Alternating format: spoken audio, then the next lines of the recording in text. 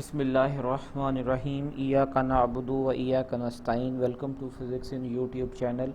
Today we discussed about the chapter number 10 side information, simple harmonic motion and waves.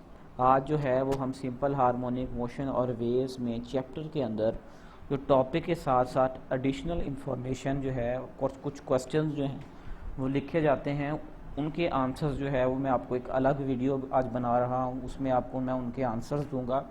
इसके अलावा इससे पहले मैंने इन क्वेश्चन के आंसर्स जैसे जैसे मैंने टॉपिक का लेक्चर बनाया है, मैंने उसके साथ साथ जो है इन क्वेश्चंस के आंसर दिए हैं। आज मैं ब्रीफली आपको जो है वो इसके बारे में गाइड करूँगा। तो चलें स्टार्ट करते हैं। सबसे पहला क्वेश्चन है हमारे पास, how does a spider detect its prey. कहता है कि जो हमारे पास मकड़ा होता है वो कैसे अपने शिकार को जो है वो डिटेक्ट करता है, कैसे पहचान पाता है कि ये मेरा शिकार है। कहता है spider detect its prey due to the vibration produced in the web. जो उसने जाला बुना होता है, जब उसमें कोई जानवर फंसता है, ठीक है, तो वो उसमें वाइब्रेशंस पैदा करता है, ठीक है, जिससे मकड़े को ये एहसास होता है कि कोई उसके जाले में फंस चुका है। तो ठीक है, तो ये वाइब्रेशंस की वजह से मकड़ा जो है वो उसे पहचान पाता है। दूसरा है हमारे पास, under which the restoring force a ball oscillates in a bowl when displaced from the centre of the bowl. कहता है कि रिस्टोरिंग फोर्स के अंडर कैसे जो बाल है वो बाउल के सेंटर में जो है वो हमारे पास जो है वो डिस्प्लेस्ड होता है। कहता है when a ball is gently displaced from the centre of bowl. जैसे ही हम बाल को बाउल के सेंटर से थोड़ा सा डिस्प्लेस करते हैं, उसमें जो पोटेंशियल एनर्जी है वो स्टोर करते हैं। It starts oscillating about the centre. वो अपने सेंटर के इर्द गिर्द जो है वो ऑसिलेट करना शुरू कर देता है due to the restoring force of gravity which acts as a restoring force. तो मैंने आपको बताया था कि जो है वो ग्रेविटी की वजह से, मैंने जो बॉल एंड बाउल सिस्टम था सेकंड आई थिंक जो थी एग्जाम्पल थी सिंपल हार्मोनिक मोशन में, मैंने आपको उसमें तफसील से जो है इसके कंपोनेंट्स बना के दिखाए थे कि कैसे जो है ये ग्रेविटी और वेट की वजह से जो है वो रीस्टोरिंग फोर्स को प्रोड्यूस करता है, ठीक है, जिसमें इसका एक कंपोनेंट जो है वो हमारे पास नॉर्मल फोर्स के साथ कैंसिल आउट हो जाता है, जबकि दूसरा कंपोनेंट जो है वो हमारा जो है वो रीस्टोरिंग फोर्स को प्रोड्यूस करता है, ठीक है। अगला क्वेश्चन है, what will be the displacement of an object in a simple harmonic motion when the kinetic and the potential energies are equal. ये मैंने आपको पिछले जो MCQs का लेक्चर है उसमें भी ग्राफ बनाकर समझाया था। इससे पहले भी जो है जब हमारे पास टॉपिक आया था उसमें भी मैंने आपको इसका तफसीली से समझाया था। यही ग्राफ जो है ये हमारे पास आता है। ये ऊपर वाली कर्व जो है ये हमारे पास काइनेटिक एनर्जी को शो करती है और ये हमारे पास पोटेंशियल एनर्जी को स्टोर करती है। मैंने आपको बताया था कि मीन पोजीशन के ऊपर हमारे पास जो है काइनेटिक एनर्जी मैक्सिमम और पोटेंशियल एनर्जी ज़ीरो होती है। पॉजिटिव एक्सट्रीम के ऊपर हमारे पास पोटेंशियल एनर्जी मैक्सिमम और काइनेटिक एनर्जी ज़ीरो होती है, और इसी तरह ही हमारे पास नेगेटिव एक्सट्रीम पे हमने मालूम करना है कि जब दोनों एनर्जीज एक दूसरे के इक्वल होती हैं तब डिस्प्लेसमेंट क्या होता है, ठीक है। हम जानते हैं कि काइनेटिक एनर्जी हमारे पास क्या होती है, 1/2 mv²।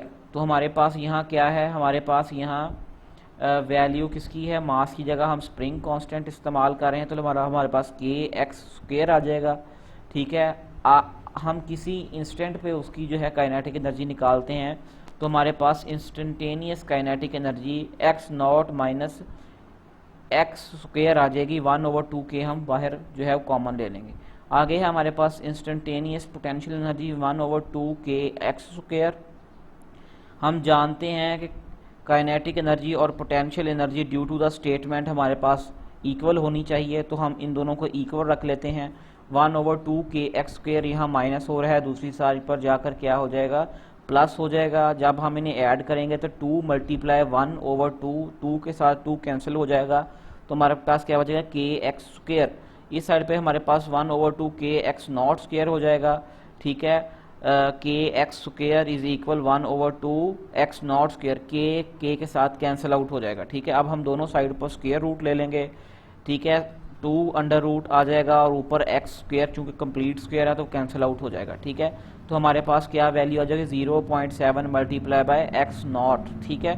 तो तब हमारे पास क्या हो जाएगा, A एंड B पॉइंट के ऊपर काइनेटिक और पोटेंशियल एनर्जी जब इक्वल हो जाएगी तो हमारे पास डिस्प्लेसमेंट कितना कवर हो जाएगा, 70% एम्पलीट्यूड जो है वो बॉडी कवर कर चुकी होगी। ठीक है, तो हम कह सकते हैं कि पोटेंशियल एनर्जी और kinetic energy in the simple harmonic motion are equal to the instantaneous displacement of oscillator is the 70% of amplitude. तो 70% एम्पलीट्यूड बॉडी कवर कर चुकी होगी। इससे पहले जो मैंने आपको पढ़ाया था उसमें मैंने एम इस्तेमाल किया था, वो उसमें थोड़ी सी मिस्टेक है, वो आपने दुरुस्त कर लेनी है। मेरे ख्याल में वहाँ मैंने एम यूज़ किया था, तो आपने के इस्तेमाल करना है। वैसे करेंगे वैसे भी ठीक है, इस तरीके से करेंगे तो इस तरीके से भी ठीक है। ठीक है, आगे चलते हैं। अगला क्वेश्चन है tell whether or not below the mentioned motions are simple harmonic motion.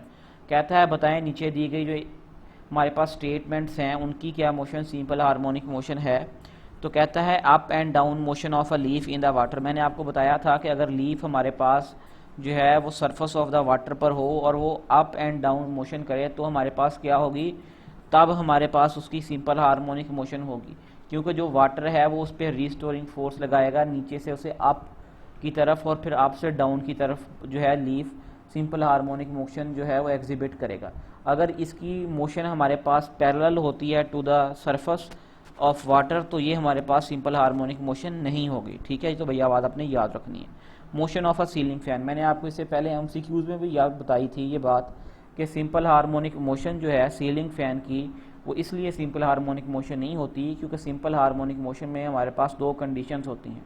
First condition हमारे पास ये है कि बॉडी को जो है वो टू एंड फ्रो मोशन करना चाहिए अपनी मीन पोजीशन के, और सेकंड हमारे पास ये होनी चाहिए कि उसमें रीस्टोरिंग फोर्स जो है वो टूवर्ड्स द मीन पोजीशन होनी चाहिए।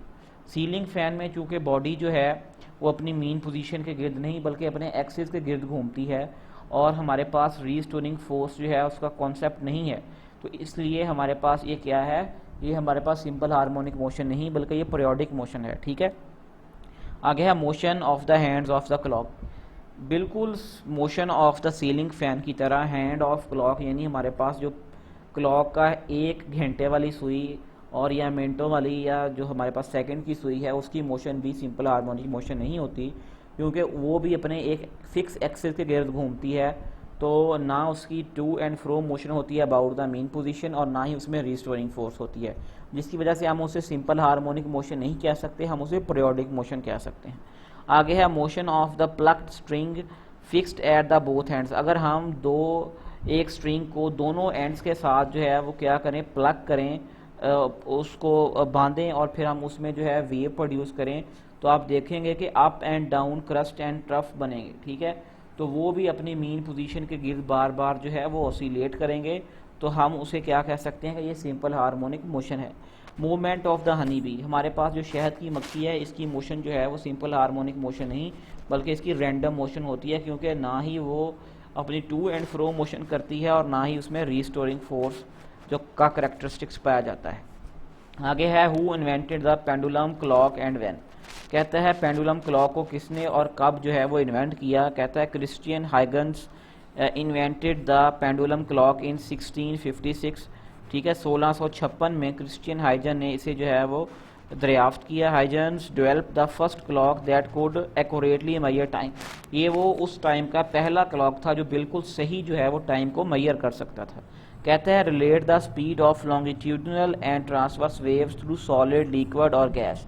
कहता है ट्रांसवर्स वेव और लॉन्गिट्यूडनल वेव का बिहेवियर आप जो है वो मैटर जिसमें सॉलिड्स, लिक्विड और गैस आता है उसके बारे में आप बताएं कि उसमें इसका बिहेवियर कैसा होगा। कहता है longitudinal waves moves faster through the solids. कहता है लॉन्गिट्यूडनल वेव्स जो हैं वो फास्टर मूव करती हैं सॉलिड में। सॉलिड में लॉन्गिट्यूडनल वेव होती हैं जिसमें डायरेक्शन ऑफ वेव और पार्टिकल्स की मोशन पैरेलल होती है, यानी दोनों एक ही डायरेक्शन में मूव करती हैं। सॉलिड में चूँकि पार्टिकल्स हमारे पास करीब करीब होते हैं तो लिहाजा उसमें ये बहुत तेज़ी से जो है हमारे पास ट्रैवल करती है लॉन्गिट्यूडनल वेव्स। और जब लिक्विड को हम डिस्कस करते हैं तो उसमें हमारे पास पार्टिकल्स जो हैं वो वेल डिफाइंड नहीं होते, उनकी जो है तरतीब हमारे पास एक जैसी नहीं होती, लिहाजा हम उसमें जो है इसकी मोशन सॉलिड की निस्बत कम होती है। और इसके बाद आता है गैसेज। गैसेज में चूँकि पार्टिकल्स रैंडमली मूव करते हैं लिहाजा उसमें सबसे कम होती है। आगे आता है transverse wave move through the solids at a speed less than half of the speed of longitudinal waves. Transverse wave वो होती हैं जिसमें पार्टिकल की motion wave of direction of the wave motion के परपेंडिकुलर होती है, 90 एंगल पे होती है, हम उसे क्या कहते हैं, ट्रांसवर्स वेव कहते हैं। मैंने आपको बताया चूंकि सॉलिड में पार्टिकल्स जो है उनकी फिक्स्ड अरेंजमेंट होती है, ठीक है। अगर हम अप एंड डाउन करेंगे तो उसमें बॉडी को ऑसिलेट करवाने के लिए पार्टिकल को ज़्यादा टाइम लगेगा, ज़्यादा एनर्जी खर्च करना पड़ेगी, लिहाजा जो है उसकी एनर्जी इसमें वेस्ट हो जाएगी और उसका जो है हमारे पास क्या स्पीड जो है वो हमारे पास क्या हो जाएगी, कम हो जाएगी, ठीक है। वेवलेंथ जो है वो कम होगी जिससे हमारे पास स्पीड जो है वो कम हो जाएगी। कहता है it is because the restoring force exerted during up and down the motion the particles of the medium is less than the restoring force exerted back and fourth motion of pendulum in the case of longitudinal waves. क्योंकि restoring force हमारे पास transverse wave के case में कम होगी, longitudinal waves की सूरत में ज़्यादा होगी। Transverse में जो है वो आधी से ज़्यादा फोर्स जो है वो पार्टिकल को अप एंड डाउन मोशन कराने में खर्च हो जाएगी, ठीक है। आगे हमारे पास how much energy is required to generate the high frequency wave as compare the low frequency wave. कहता है आपको हाई फ्रीक्वेंसी वेव के लिए कितनी एनर्जी दरकार होती है और लो फ्रीक्वेंसी वेव की निस्बत, ठीक है। कहता है to generate a high frequency wave requires a more energy per second. हमारे पास हाई फ्रीक्वेंसी वेव जनरेट कराने के लिए ज़्यादा एनर्जी की ज़रूरत होती है per second then to generate a low frequency wave, और लो फ्रीक्वेंसी के बनिस्बत हमें हाई फ्रीक्वेंसी की वेव जनरेट कराने के लिए ज़्यादा एनर्जी दरकार होती है per second. Thus a high frequency wave carries more energy.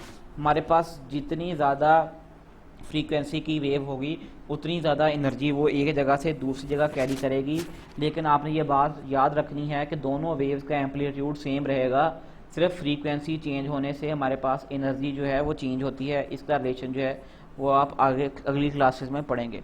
What is the seismic waves explain. मैंने आपको बताया था कि जब अर्थक्वेक आता है तो उसमें जो वेव्स जनरेट होती हैं अर्थ कोर में, हम उन्हें क्या कहते हैं, हम उन्हें सेस्मिक वेव्स कहते हैं, ठीक है।